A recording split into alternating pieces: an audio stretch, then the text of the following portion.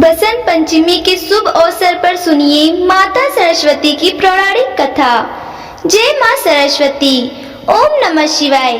प्रिय भक्तगणों, आज माघ माह शुक्ल पक्ष की बसंत पंचमी का व्रत है।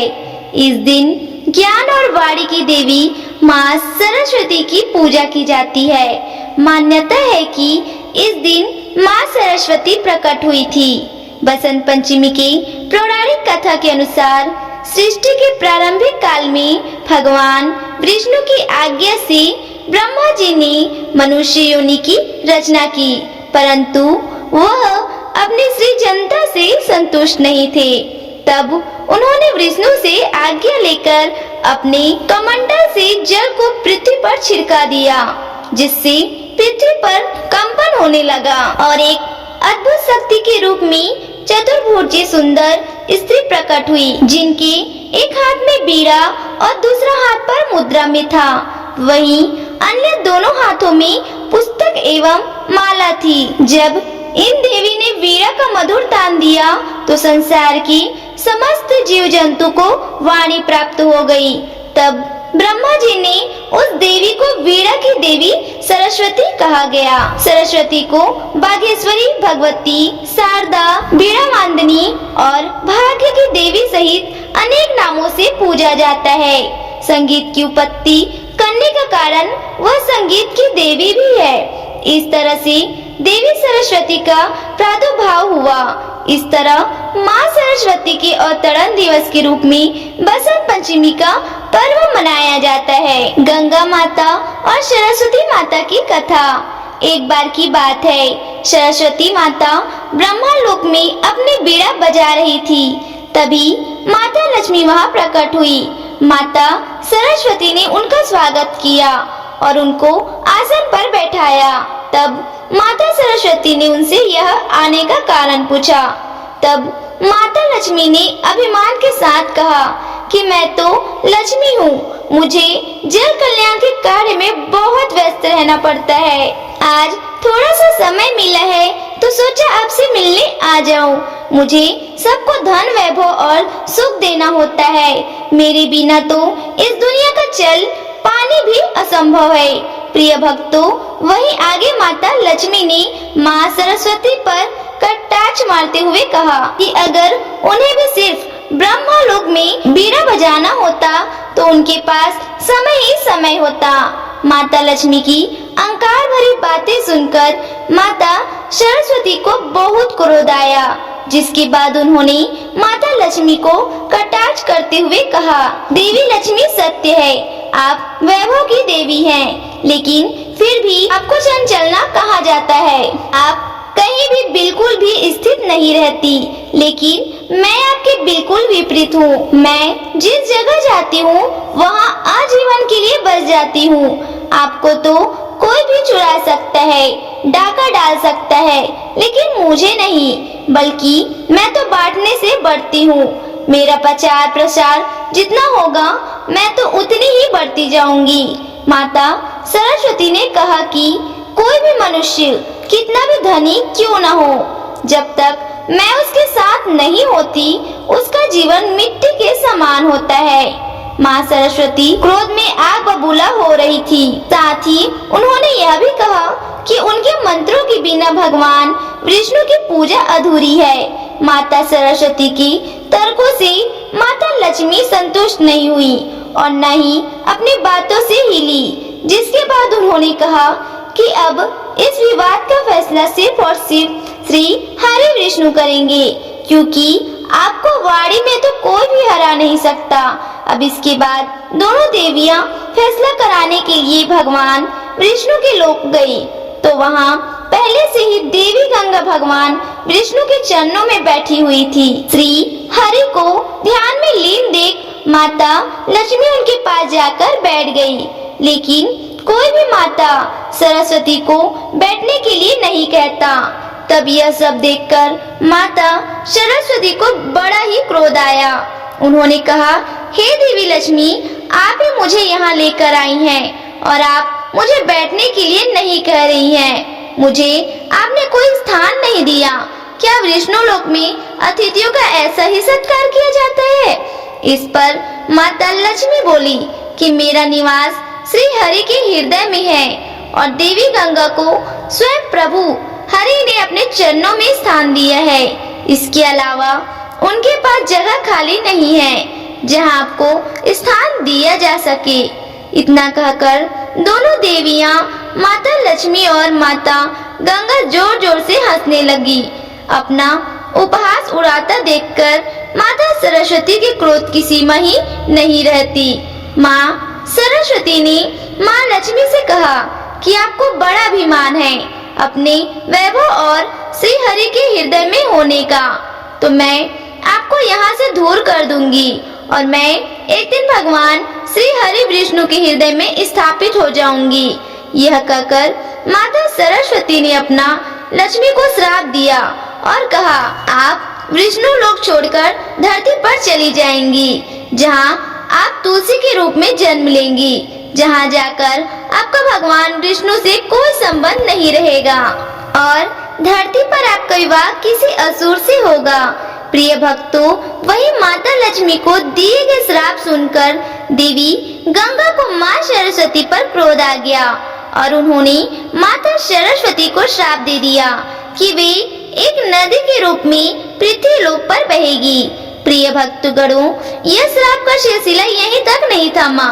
माता लक्ष्मी की तरफदारी में देवी गंगा ने माँ सरस्वती को तो श्राप दे दिया, लेकिन माता सरस्वती को यह भेदभाव बिल्कुल भी नहीं भाया। उन्होंने क्रोधित होकर देवी गंगा को भी श्राप दे दिया कि मैं भी आपको श्राप देती हूँ कि आप भी पृथ्वी लोक पर नदी के रूप में बहेंगी और आप में कंकालों, हड्डियों इत्यादि को बहाए जाएंगे। जब यह श्राप का सिलसिला खत्म हुआ तो तीनों देवियां पछताने लगी और इस श्राप से मुक्ति के लिए उपाय खोजने लगी। तभी भगवान विष्णु का नेत्र खुलता है और उन्होंने कहा, हे देवियों, मैंने आपकी बातों को सुना और समझा। आपको इस श्राप का फल तो भोगना ही पड़ेगा। यह बात माता गंगा को बहुत ही दुख देने लगी थी कि उन्हें अब मृत्यु लोक में जाना पड़ेगा। धरती पर जाकर वहाँ पर रहना होगा। सभी मनुष्यों के पापों को धोना पड़ेगा। धरती पर आने की बात सुनकर माँ गंगा घबरा गई कि पापी लोग तो उनके जल से स्नान करेंगे और अपने पापों को वहाँ छोड़कर चले जाएंगे। वह सब मुझे अपने भीतर समाना पड़ेगा। कहते हैं कि हर घटना के पीछे कोई न कोई कारण अवश्य छुपा होता है। इस कारण माँ गंगा धरती पर आई और तब से पापियों का उद्धार करती चली आ रही है। कहते हैं कि इस प्रकार माँ सरस्वती द्वारा गंगा को श्राप दिया गया। श्राप भी सिद्धांत हो गया और सरस्वती माता भी नदी में बनकर पृथ्वी पर बहने लगी। जय सरस्वती माँ, जय गंगा माँ। हे माँ गंगा, हे सरस्वती माँ, आपने सभी भक्तों का कल्याण किया। कथा के अनुसार मद्रास नामक स्थान पर बहुत समय पहले वहाँ एक ब्राह्मण रहता था। उस समय सरस्वती और लक्ष्मी की आपस में नहीं बनती थी, इसलिए वह सरस्वती का पुजारी ब्राह्मण निर्धन था। वह प्राचीन परंपरा के अनुसार शिष्यों को पढ़ाता था। गुरुकुल की परंपरा के अनुसार शिष्य उनके लिए गांव जाकर भिक्षा मांगते थे। भिक्षा में जो भी मिलता था उसी से उसका गुजारा हो जाता था। ब्राह्मण की पत्नी को बच्चा होने वाला था। ऐसे में ब्राह्मण की पत्नी को चिंता होने लगी कि उसकी संतान का लालन पालन इतनी गरीबी में कैसे होगा। इसी बात को लेकर वह अक्सर ब्राह्मण को उसकी गरीबी के लिए ताने मारने लगी। वे कहती, न जाने मुझे किन कर्मों की सजा मिली है जो मेरा विवाह मेरे पिता ने एक कंगाल से कर दिया। ब्राह्मण को यह बात अच्छी नहीं लगी। ताने सुनकर वह परेशान हो चुका था। फिर एक दिन उसने एक फैसला लिया और अपने सबसे प्रिय और सूझबूझ वाले सबसे तेजस्वी शिष्य को बुलाकर सारी जिम्मेदारी उसे दे दी। इसके बाद 4-5 महीने में लौटने का आवासन देखकर धन कमाने राजधानी चला गया। ब्राह्मण के जाने के बाद वह शिष्य ने अपनी सारी जिम्मेदारियां ईमानदारी के साथ निभाया। आसपास के गांव वालों को जब पता चला तो वो सब लोगों ने मिलकर ब्राह्मण के यहाँ अनाज और जरूरत का बाकी सामान भिजवा दिया। आश्रम में बाकी शिष्यों को वह शिक्षा देने लगा। इस तरह सब कुछ सही रास्ते पर चलने लगा। एक रात को ब्राह्मणी ने पुत्र को जन्म दिया। दरवाजे के पास खड़े शिष्य को जब पता चला तो उसने सोचा कि आगे क्या क्या करना है। इस बारे में गांव के बुजुर्ग से सलाह लेनी चाहिए।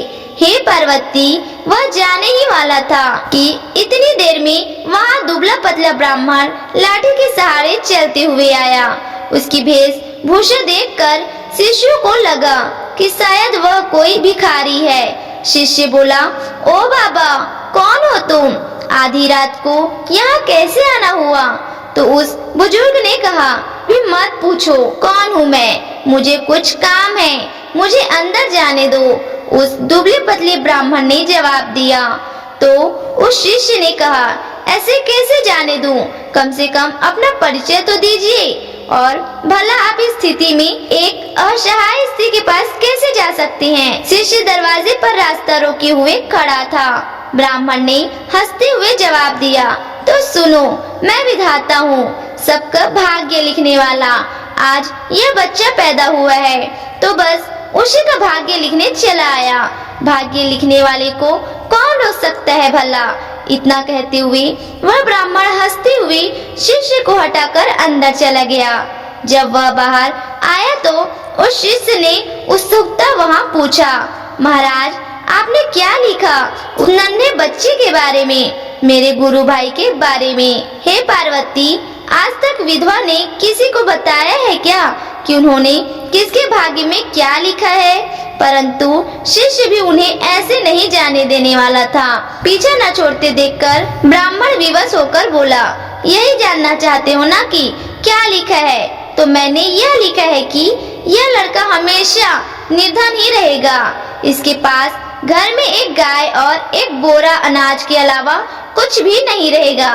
कितना भी परिश्रम कर ले, यह धन नहीं कमा पाएगा। इतना कहते ही वह ब्राह्मण वहाँ से चला गया। इसलिए कुछ किया नहीं जा सकता था। कुछ महीने बाद गुरुकुल का ब्राह्मण लौट आया। आकर जब उसने देखा कि सब कुछ व्यवस्थित ढंग से चल रहा है तो उसे बड़ी ही प्रशंसा हुई। अपने साथ वह काफी धन कमा कर लाया था। अब उसे किसी बात की कोई चिंता नहीं थी, इसलिए उसका जीवन अब हंसी खुशी गुजरने लगा। लेकिन वह खुशी ज्यादा दिन तक नहीं टिक पाया। सब धन खत्म हो गए और कमाई का कोई भी साधन न होने से एक बार फिर गरीबी आ गई। अब ब्राह्मण का परिवार 2 साल पहले वाली हालात में आ गए। इस बार फिर ब्राह्मणी को बच्चा होने वाला था। ऐसे में जब ब्राह्मण ने शिष्य से अपनी स्थिति के बारे में विचार विश्रम किया तो शिष्य ने उसे फिर से राजधानी जाने की सलाह दी। ब्राह्मण पहले की तरह अपने सारी जिम्मेदारी अपने उसी बुद्धिमान शिष्य के कंधों पर छोड़कर राजधानी चला गया। जब कुछ वैसे ही फिर से चलने लगा जैसे पहले चलता था, फिर से गांव के लोग अनाज व जरूरी सामान दे गए। समय आने पर ब्राह्मणी की कोख से एक कन्या ने जन्म लिया। जब शिष्य को इस बात की खबर हुई तो वह गुरु बहन को देखने के लिए गया, लेकिन उसके पहुंचने से पहले ही वहां पर वही दुबला पतला ब्राह्मण पहुंच गया था जो अपने आप को विधाता बता रहा था। उसे देखकर शिष्य को बहुत गुस्सा आया, परंतु वह कर भी क्या सकता था। हे पार्वती, जब वह ब्राह्मण भाग्य लिखकर बाहर निकले तो शिष्य ने पूछा, कहो महाराज, अब कौन सा चक्र रच कर आए हो? उस ब्राह्मण ने कहा, अरे भाई, गुस्सा क्यों होते हो? मैं तो यहाँ बस अपना काम करने आया था। सबका अपना काम होता है, मेरा भी काम है, इसमें मैं क्या कर सकता हूँ? इस प्रकार से चेहरे पर व्यंग्यात्मक मुस्कान लिए हुए ब्राह्मण ने कहा। तो शिष्य बोला, आखिर मेरी गुरु बहन के भाग्य में क्या लिखा है आपने? तब उस ब्राह्मण ने कहा, इस लड़की का विवाह नहीं होगा। हाँ, लेकिन इसे देखने वाले बहुत आएंगे, फिर भी यह सारा जीवन कुंवारी ही रहेगी। इतना सुनते ही शिष्य को गुस्सा आ गया और उसने उस ब्राह्मण को वहाँ से भाग जाने के लिए कहा। ब्राह्मण पहले की ही भांति मुस्कुराता हुआ चला गया, लेकिन उस शिष्य के मन को अशांति दे गया। वह सोच में पड़ गया कि अगर यह सच में विधाता था तो उसके गुरु भाई और गुरु बहन का भविष्य क्या लिखा होगा, कैसे कटेगा उसका जीवन, मैं क्या कहूँ। धीरे धीरे समय बीतने लगा। 1 साल, 2 साल, 3 साल करते करते कई साल बीत गए। शिष्य का गुरु यानी कि वह ब्राह्मण वापस नहीं आया। राजधानी से जितने व्यक्ति आते उतनी बातें करते। कोई कहता ब्राह्मण की मृत्यु हो गई है, कोई कहता वह अपनी पत्नी से परेशान थे, इसका संन्यास लेकर जंगल में चले गए। शिष्य भी ब्राह्मण के घर और गुरुकुल की सारी जिम्मेदारी संभाल रहा था। सबके साथ साथ उसने अपने गुरु भाई और गुरु बहन को भी शिक्षा देकर उन्हें शिक्षित कर दिया। इस तरह 18 साल बीत चुके थे। ब्राह्मणी का पुत्र 20 वर्ष का हो गया। शिष्य को अब लगने लगा कि वह उसका गुरु भाई गुरुकुल की व्यवस्था संभालने लायक हो गए हैं। इसी विचार से अब शिष्य अपनी सारी जिम्मेदारियों से देकर वहाँ से विदा लेना चाहता था। ब्राह्मणी व उसके पुत्र और पुत्री ने उस शिष्य को रोकने का बहुत प्रयास किया, मगर सब व्यर्थ था। शिष्य जब जा रहा था तब गुरु भाई उसे छोड़ते हुए कुछ दूर तक उसके साथ गया। जब गुरु भाई आशीर्वाद लेकर वापस लौटने को हुआ तब उस शिष्य ने कहा, भाई मैं जा रहा हूँ, मगर जो मैं अभी तुम्हें 2 बातें बताऊंगा उस बात का ध्यान रखना।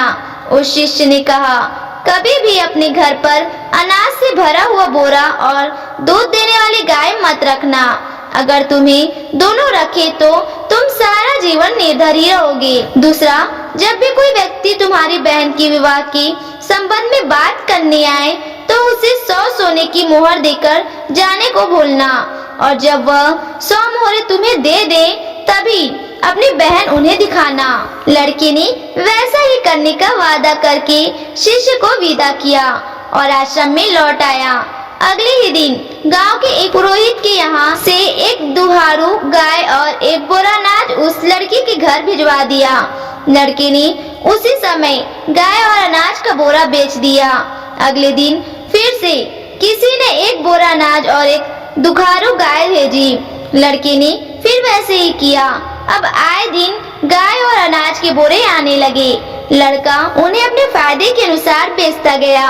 इससे उसका भाग्य बदल गया और जल्द ही वह अमीर हो गया। थोड़े ही दिन में उसकी बहन के विवाह की उम्र हो गई। विवाह के लिए कई लोग लड़के से संपर्क करने लगे। उस लड़के को अपना वादा याद था। उसकी बहन को भी जो भी देखने आता वह उससे 100 स्वर्ण मुद्राएं लेता। इस तरह वह अभी धनी हो गया। उसका जीवन सुखमय हो गया। इसी तरह कई साल बीत गए। एक दिन उस शिष्य का मन हुआ कि क्यों ना अपने गुरु के परिवार को देख लिया जाए कि उनका भाग्य कैसे चल रहा है। इसी विचार के साथ वह चल दिया। अभी वह गांव के बाहर ही पहुंचा था कि उसे वहीं दुबला पतला ब्राह्मण एक गाय, एक बोरा अनाज और एक पोटली में मुद्राएं ले जाते हुए दिखाई दिया। शिष्य ने आवाज लगाते हुए कहा, अरे महाराज, कहाँ जा रहे हो?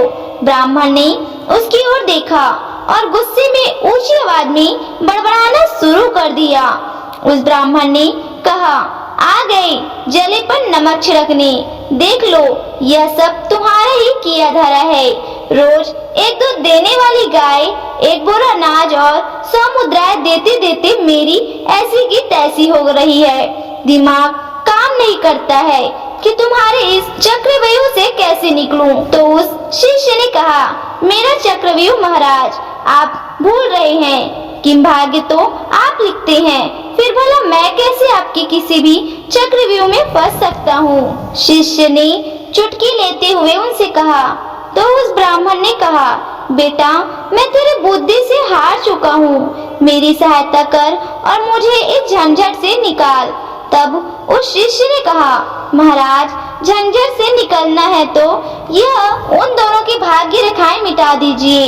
आप तो जानते हैं कि यह कलयुग है। आज का इंसान स्वयं अपनी बुद्धि से अपना भाग्य बनाता है। उदाहरण आप देख ही रहे हैं। तो उस ब्राह्मण ने कहा, ऐसे कैसे मिटा दूं मैं भाग्य की रेखाएं? शिष्य ने कहा, तो फिर उठाइए झंझट, मैं कुछ नहीं जान सकता।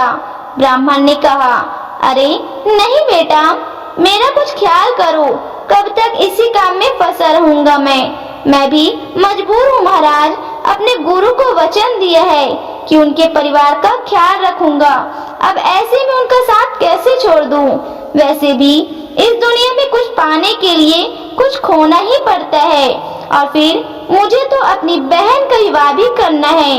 अगर आप मेरी बात मान लें तो आपको अपनी समस्याएं का हल मिल जाएगा। कुछ देर सोच विचार करने के बाद उस ब्राह्मण ने गाय, अनाज का बोरा और मुद्राओं की पोटली उस शिष्य को दे दिया और बोले, जाओ मिटा दो उनकी भाग्य की रेखाएं। तुम्हें उनका जैसा भी भाग्य बनाना है बना लो, मैं कोई रुकावट नहीं डालूंगा।